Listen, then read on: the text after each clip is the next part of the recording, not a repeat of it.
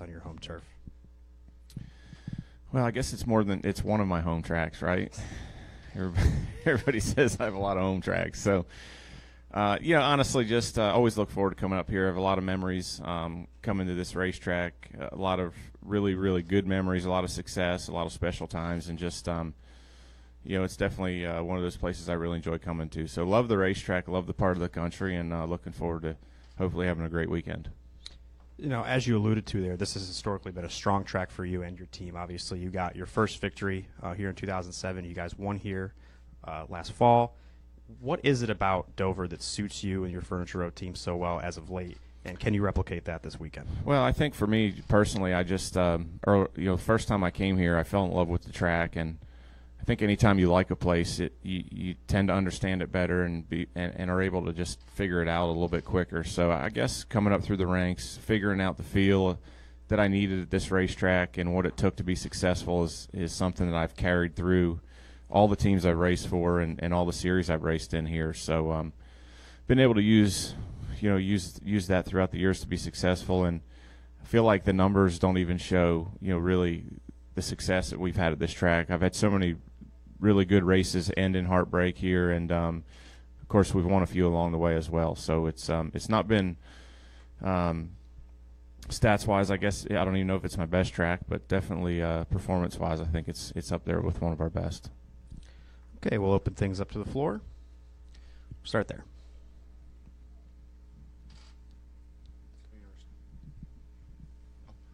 John Small with Philadelphia Daily News. Martin, can you coming in now as the reigning champion, is there a difference being the hunted instead of the hunter? I mean, is there something you can feel about that? Yeah, I don't really think it's a whole lot different. I think that I'd say our sport probably changes more week to week than it does year to year, and so we've had 4 tough races in a row right now, and we're 9th in points. So I mean, you're only as good as your last race, so they say. And right now I wouldn't say we're the hunted. I say we're the hunters. So just trying to get back on track and get to where we need to go. And for us, I think we always tend to focus on our own program more than anything else. And I think I'd say most of the garage is the same way. I think the championship was last year, and it's time to turn the page and try to do it again right now. All right, we'll go up front to Claire. Claire B. Lang, Sirius XM NASCAR Radio. What have been your personal challenges about racing at this racetrack? From the first time you experienced Dover to how you improve while you're here. We look at Jimmy Johnson with so many wins here. Certainly is a really challenging track. Oh, absolutely. It's very challenging, one of the most challenging on the circuit, just from a standpoint of how it can bite you, how hard you have to attack all the time, and the consequences when you mess up are pretty bad here. So it's definitely a difficult track in that mindset. For me coming here initially, it took a while to get up the nerve to get to where I needed to make the car. It was like, okay, I keep driving harder and harder and harder, and the car still wants me to go faster. So once you figure that out, from there it's really all just about through the years adapting to changing race cars, changing rules, tires changing, the track changing as it ages, and just continuing to try to stay on top of all those things. I think is the biggest challenge now. But certainly in the race, 400 laps here is quite a challenge as well. So that's something you need to keep up with. And do you feel the speed at this track is really fast for the size of track that it is? Yeah, it definitely feels really fast. I think that as far as the feeling of speed, definitely one of the highest on circuit. I think for me personally, I would say Bristol probably feels the fastest, and this one's probably top 2 or 3. Or go to Caleb next. Whistler, kickingthetires.net. How difficult is it for you as a driver sitting there waiting for your car to pass inspection due to the strict eye on inspection and the splitter? Well, I wouldn't say it's a strict eye. I would say it's, it seems like every week they pick out something new that they're going to, change the way that they measure or change the way that they interpret the rules. And, it becomes as a big surprise as we've seen in the garage today.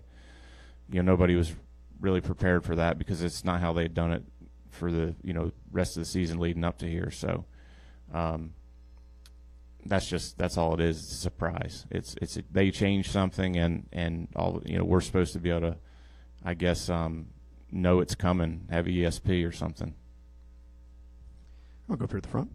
Matt Pensick, WBOC TV. Martin, you've had success at the end of races. You've also had success qualifying in your starting position. What do you attribute to your ability to start up front or near up front? I think just a good understanding of the racetrack, a comfort level here, and then great race cars. You can't do any of this without a great team and great equipment, cars, and so our team's done a really good job over the years, especially here the last couple of years, of just being prepared when we show up at the racetrack to qualify, being prepared to qualify well, and having a good game plan. Today was definitely not ideal as far as only making 3 laps of practice. I'd say the car was close, but not where we need it to be to go for the pole. So hopefully we'll make the right adjustments here and get after them this afternoon. Any more questions for Martin? Go to Lee up here. You have catwalk for a cause coming up in a couple of weeks. That event, it just gets bigger and bigger each year. Can you kind of reflect on it and talk about what you expect for this season?